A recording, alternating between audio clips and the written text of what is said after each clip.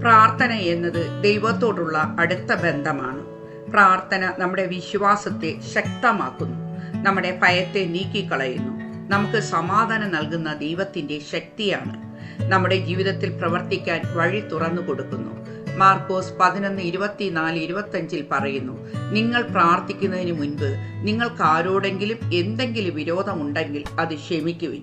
അപ്പോൾ സ്വർഗത്തിലുള്ള നിങ്ങളുടെ പിതാവ് നിങ്ങളുടെ തെറ്റുകൾ ക്ഷമിക്കും. യേശു പറയുന്നു, നിങ്ങൾ പ്രാർത്ഥിക്കുകയും യാചിക്കുകയും ചെയ്യുന്ന എന്തും ലഭിക്കുമെന്ന് വിശ്വസിക്കുവിൻ, നിങ്ങൾക്ക് ലഭിക്കുക തന്നെ ചെയ്യും.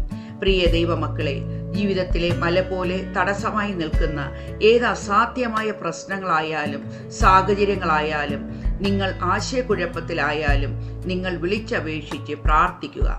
നിങ്ങളുടെ ഹൃദയ നൊമ്പരങ്ങൾ യേശുവിനെ അറിയിക്കുകയും ചെയ്യുക. ഒരിക്കലും ദൈവം മൗനമായി ഇരിക്കത്തില്ല. നിങ്ങൾ അറിയാത്ത വഴികളും പരിഹാരങ്ങളും ദൈവം വെളിപ്പെടുത്തി തരും. മനുഷ്യൻ അസാധ്യമായ ഏത് കാര്യവും സാധ്യമാക്കുന്നത് ദൈവമാണ്. സംശയിക്കാതെ വിശ്വസിച്ച് വീണ്ടും വീണ്ടും ആ കാര്യം സാധ്യമാകുന്നതുവരെ പ്രാർത്ഥനയോടെ കാത്തിരിക്കുക. അവൻ ഒരിക്കലും നിങ്ങളെ ഉപേക്ഷിക്കില്ല. പ്രാർത്ഥനയ്ക്ക് ഉത്തരം വരും. ആമേൻ.